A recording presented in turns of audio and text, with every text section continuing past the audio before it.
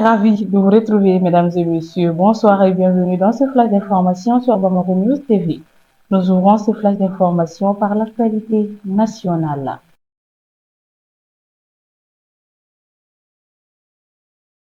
Le Mali investit dans l'avenir. Un séminaire de haut niveau sur les partenariats publics-privés s'est ouvert le jeudi 23 janvier 2025 à l'initiative du Premier ministre, chef du gouvernement, le général de division Abdoulaye Maïga. Cette formation intensive destinée au cadre de la primature vise à renforcer leurs compétences dans la mise en œuvre de projets en partenariat avec le secteur privé.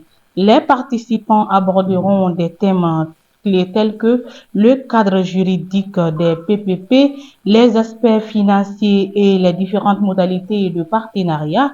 L'objectif est de doter l'administration d'outils modernes pour attirer les investissements privés et accélérer le développement du pays. Pour le directeur de cabinet du Premier ministre, Mahamadou Touré, cette formation s'inscrit dans une volonté de renforcer l'efficacité de l'action publique.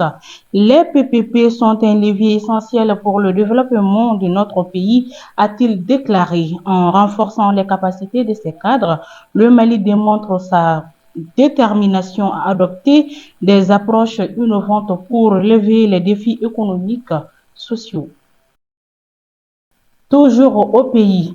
Au Mali, Koli Énergie, un acteur dynamique dans le secteur énergétique, a finalisé le rachat des opérations de Total Énergie, marquant ainsi un tournant significatif dans le paysage énergétique du pays, dirigé par le général de l'armée malienne. Aussi, une délégation de haut niveau du groupe Koli Énergie a été reçue le jeudi 23 janvier 2025 par le Premier ministre chef du gouvernement, le général de division Abdoulaye Maïga, dans le cadre d'une rencontre cruciale pour l'avenir énergétique du pays. Cette délégation, qui inclut des figures clés de la société, est venue introduire René Ounseynou, le nouveau président du conseil d'administration du groupe, aux autorités maliennes. Ce moment symbolique a été l'occasion pour le Premier ministre de saluer non seulement l'approche proactive des repreneurs de Total Énergie, mais aussi leur engagement fort à maintenir les 1109 agents de la société dans leurs postes.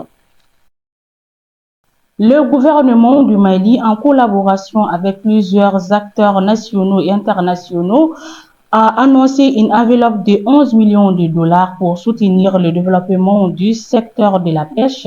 Ce financement vise à renforcer les alliances productives dans le domaine de la pêche, tel que défini dans un protocole d'accord impliquant l'interprofession de la filière poisson, la Direction nationale de la pêche et le projet de restauration des terres dégradées financé par la Banque mondiale. Cette initiative a pour objectif principal de moderniser et diversifier le secteur de la pêche au Mali en se concentrant sur l'amélioration des capacités de production locale et la résilience des communautés qui dépendent directement dans cette activité. Le pays espère ainsi stimuler la production nationale de poissons tout en réduisant sa dépendance aux importations. Un nouveau chapitre s'ouvre pour les citoyens de l'Alliance des États du Sahel. Le général d'armée Assimi Goïta a annoncé hier jeudi 23 janvier 2025 la mise en circulation dès le 29 janvier prochain d'un passeport commun aux 3 nations. Cette initiative marque une avancée majeure dans le projet d'intégration régionale, facilitant les déplacements et les échanges entre le Mali, le Burkina Faso et le Niger. Ce nouveau document de voyage suivi de plusieurs mois de concertation vise à renforcer l'unité entre les pays membres de l'AES tout en simplifiant les formalités administratives pour les citoyens. Les anciens passeports resteront valables jusqu'à leur expiration, mais les autorités encouragent vivement leur remplacement par le nouveau modèle. Le ministre de la Jeunesse et des Sports chargé de l'instruction civique et de la construction citoyenne, Abdoulaye Kassim Foba, a reçu une attestation de reconnaissance des pionniers du Mali le jeudi 23 janvier 2025 à la cité administrative.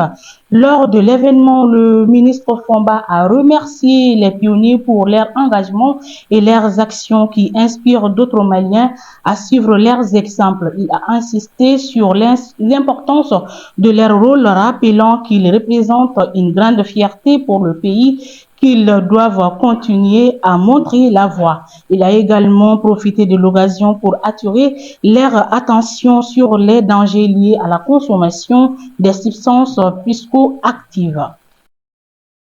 Le ministre de l'Entrepreneuriat national, de l'Emploi et de la formation professionnelle, Madame Oumou Salsek, a reçu en audience l'ambassadeur extraordinaire et plénipotentiaire de la République fédérale d'Allemagne au Mali. Il était accompagné pour la circonstance du chef de la coopération allemande le jeudi 23 janvier 2025. Au cours de l'audience, le diplomate allemand a félicité Madame le ministre pour sa nomination et souhaité renforcer les excellents liens d'amitié et de coopération entre nos deux pays sur les sujets d'intérêt commun. À présent, l'actualité internationale.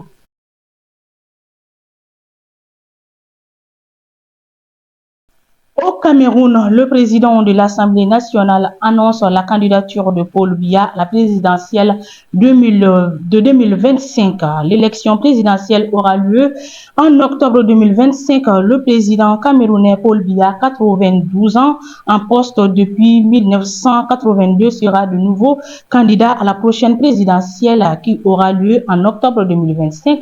L'annonce a été faite jeudi 23 janvier 2025 par le président de l'Assemblée nationale. Et voilà, mesdames et messieurs, nous sommes au terme de ce flash d'information.